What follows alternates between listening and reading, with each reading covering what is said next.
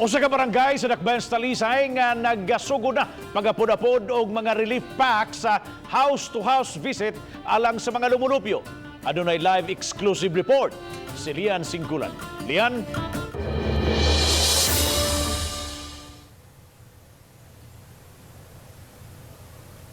Bob, aron mapatuman ang social distancing, nag-house-to-house visit yun kining usa ka barangay sa Dakbayan sa Talisay sa pagpanghatag og mga relief packs ngadto sa mga molupyo.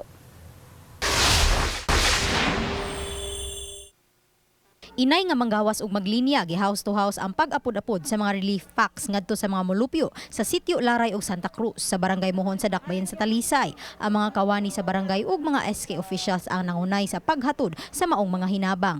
May buntag.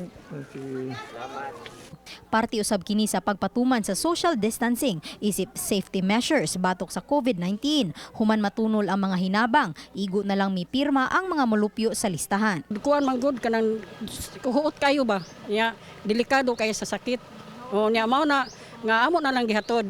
Gawa sa kinilong bugas ug mga delata nga giapod-apod sa City Hall, mipuno ang barangay ug mga SK official. Para makatabang sa mong barangay nga makahatag ni sa ginagmay lang. Amo na sa ni budget nga kaigo-igo sa nga bisag ta magsalig pud tanan ilaha. So pampuno na sa inyo. Puno-puno sa gamay na mong kinungkrapod. Samtang padayon usab karon ang repacking aron maapod-apod ngadto sa lain pa mga barangay ang mga relief packs.